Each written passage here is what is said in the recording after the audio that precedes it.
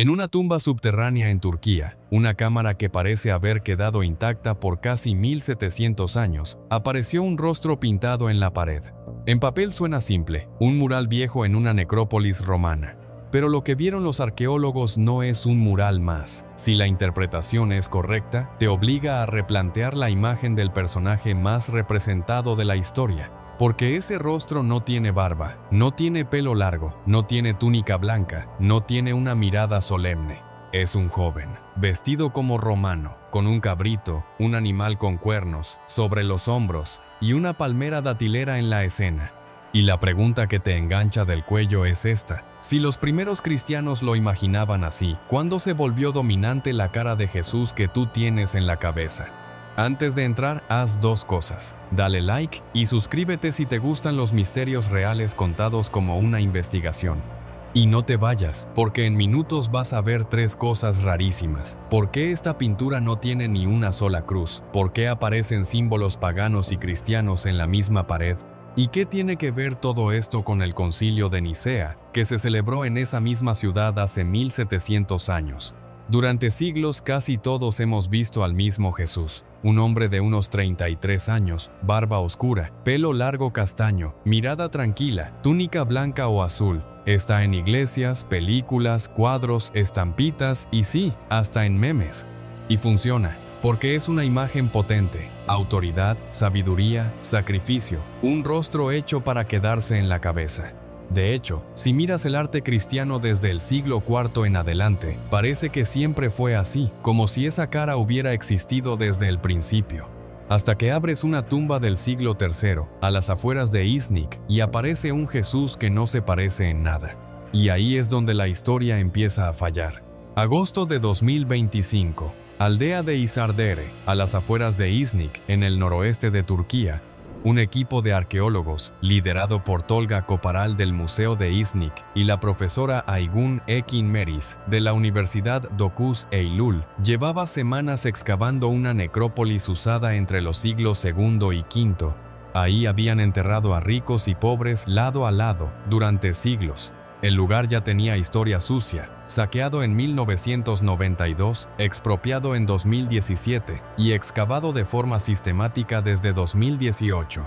Ese día abrieron una cámara subterránea, un hipogeo, una tumba excavada en la tierra, orientada de norte a sur. Bajaron, sintieron la humedad, después el silencio, después esa oscuridad espesa que te obliga a respirar más lento. Y cuando las linternas tocaron las paredes, todos se quedaron quietos. 3 paredes conservadas, techo abovedado y cada superficie pintada, flores, pájaros, espirales, bordes rojos intensos y figuras humanas. Algo que no se había visto así en ninguna otra tumba del sitio. Pero lo que realmente golpeó estaba en la pared norte, justo detrás de la plataforma donde habían colocado a los muertos. Un joven sin barba, túnica simple, un cabrito sobre los hombros, con otras cabras a los lados en simetría, y una palmera datilera en la escena. Era Jesús, pero no como lo habías visto nunca. Aquí vino el primer problema. Ese Jesús no tenía nada que ver con la imagen que todos conocían. No tenía barba, tenía el pelo corto, se veía joven, y estaba vestido como un romano común, no como un predicador judío del siglo I. Parecía más un pastor grecorromano que el Jesús clásico. Y ahí estuvo lo importante. Durante los primeros 300 años del cristianismo, antes de que en el año 313 llegara la tolerancia legal y cambiara el clima de persecuciones, no existía una cara oficial de Jesús. Los primeros cristianos no solían pintarlo como un hombre maduro y solemne. Muchas veces lo mostraban como un joven sin barba, a veces con rasgos de Hermes Crióforo, el dios griego que cargaba un carnero sobre los hombros para guiar las almas al inframundo. Sí, leíste bien. La imagen más antigua de Jesús como pastor está directamente tomada de un dios pagano. Entonces la pregunta dejó de ser «qué raro». La pregunta real fue otra. Si durante siglos lo imaginaron así, ¿cuándo empezó a ganar la otra imagen, la barbada, la solemne, la que hoy todos tenemos en la cabeza? Y la pista más grande apuntó al mismo lugar donde se había encontrado esa tumba, Iznik. Y después apareció el segundo detalle, el que ya no sonó a casualidad. Si miraban la tumba completa, no era una pared cristiana, era una mezcla rara, calculada. En la pared norte estaba Jesús como el buen pastor, y eso no era un invento moderno. Esa imagen venía del Nuevo Testamento, de la frase «Yo soy el buen pastor». Pero en la pared oeste había otra cosa, completamente distinta, un banquete pagano. Una pareja aristocrática reclinada, sirvientes alrededor, adornos de riqueza, plantas y aves por todas partes. Era la escena típica del arte funerario romano, esa idea del más allá como un banquete eterno. Pagano, no cristiano. Y ahí vino el golpe final. En toda la tumba no apareció una sola cruz, ni una. Y eso no pareció un descuido. Según muchos historiadores, en el siglo III la cruz casi nunca se mostraba como símbolo visible. La crucifixión era el castigo más humillante, reservado para criminales comunes. Poner una cruz era como colgar una horca en la pared. No era orgullo, era vergüenza. Entonces la tumba empezó a leerse distinto. Como si alguien hubiera dicho, mostramos quiénes somos, pero sin delatarnos. Porque en el siglo III, ser cristiano en el Imperio Romano podía costar caro. Y esa tumba encajaba justo en ese momento, cuando creer en Cristo todavía era un acto clandestino. Así que lo que habían pintado ahí no parecía solo decoración. Parecía una doble lectura, clara para quien entendía los símbolos, invisible para quien no. Durante casi 1700 años, ese mensaje quedó oculto por una razón simple. Nadie sabía que existía. La necrópolis de Isárdere se había usado entre los siglos II y V y después quedó borrada del mapa, tapada por viñedos y olivares. En 1992, saqueadores la encontraron y arruinaron parte del contexto arqueológico. Recién en 2017 el Estado expropió el terreno, y desde 2018 empezaron excavaciones formales, ordenadas, con método, y lo más absurdo fue esto: todo estaba a menos de 1 metro bajo tierra, hasta que llegó la temporada de excavaciones de 2025. El equipo del Museo de Iznik, junto con una universidad local, abrió una cámara subterránea, un hipogeo, y adentro apareció lo que no había aparecido en ninguna otra tumba del sitio: paredes conservadas con pintura, colores vivos, figuras humanas. Y en la pared norte, detrás de la plataforma funeraria, estaba la escena clave: el buen pastor. La arqueóloga Kutbay lo describió como un ejemplo rarísimo en Anatolia, posiblemente uno de los más singulares de su tipo. Una excavación que había empezado como rutina terminó convertida en un hallazgo mayor del arte cristiano primitivo. Y ahí recién entraba el detalle de timing, el que era casi imposible de ignorar. El hallazgo se había hecho en agosto de 2025, pero el anuncio al público llegó recién después de la visita papal de fines de noviembre, y en diciembre la noticia explotó en todo el mundo. ¿Por qué ese timing?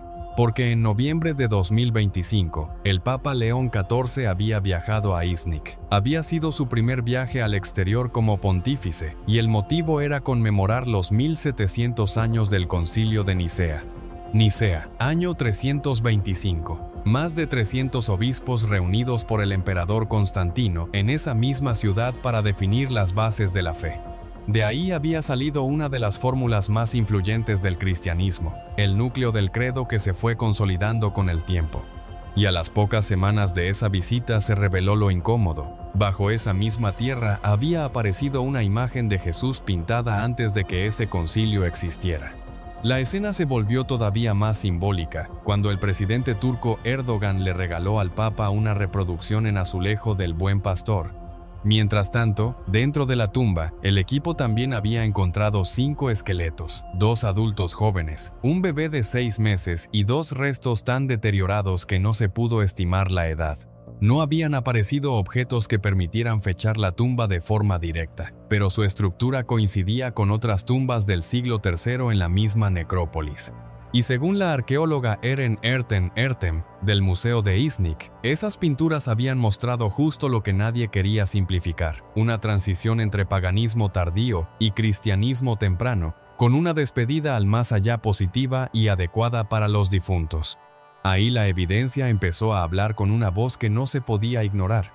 Cuando los investigadores ampliaron el análisis y compararon esa pintura con otros ejemplos, todo empezó a encajar, pero en una dirección incómoda.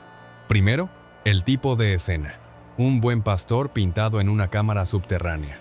Eso, en el mundo, te llevaba directo a un puñado de catacumbas romanas como Priscila, Domitila y Calixto. En Anatolia, en cambio, casi no había pinturas comparables registradas.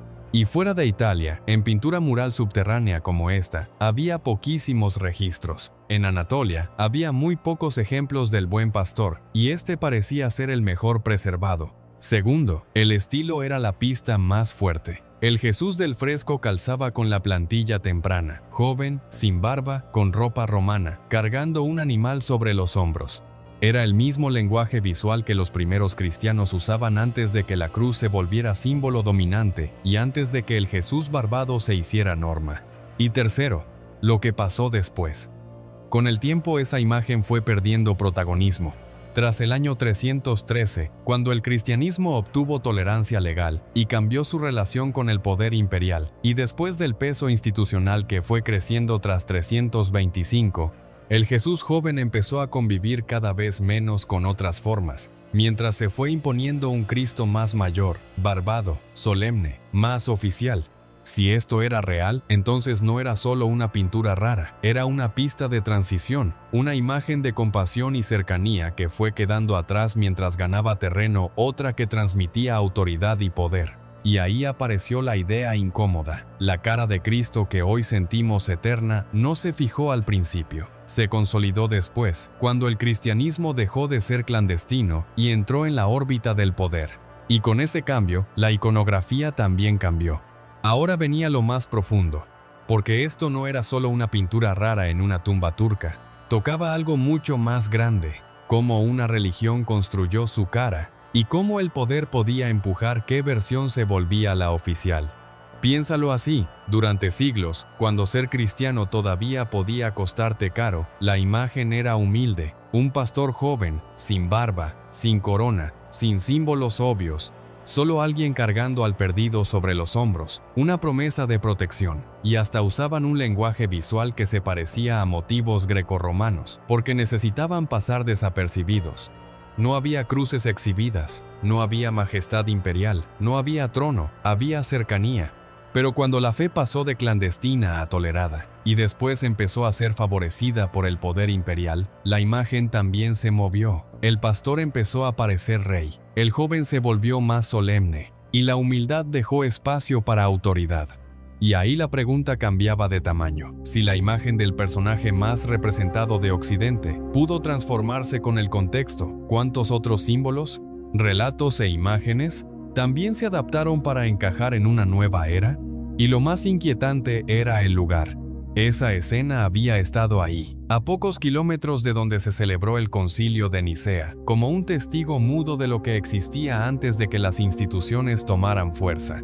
La coincidencia con la visita de León XIV volvió el hallazgo mundial, pero era imposible mirar ese rostro joven y romano sin preguntarte qué más quedó atrás cuando la fe dejó de ser underground y se convirtió en institución.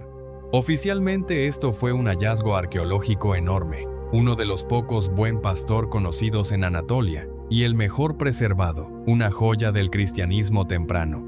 Pero lo que inquietó fueron los detalles, un Jesús que no se parecía al de siempre, un banquete pagano en la misma tumba, 0 cruces, 5 esqueletos, incluido un bebé, y una imagen humilde que, con el tiempo, fue quedando atrás cuando la fe se acercó al poder.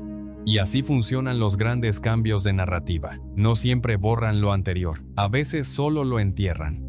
Ahora te toca a ti. ¿Crees que esa imagen joven refleja cómo lo imaginaban los primeros cristianos? ¿Que la versión barbada ganó por autoridad y costumbre? ¿O que convivieron y una terminó imponiéndose? Déjalo en comentarios, compártelo y suscríbete, porque si esto pudo pasar con la cara más famosa de la historia, imagina con todo lo demás.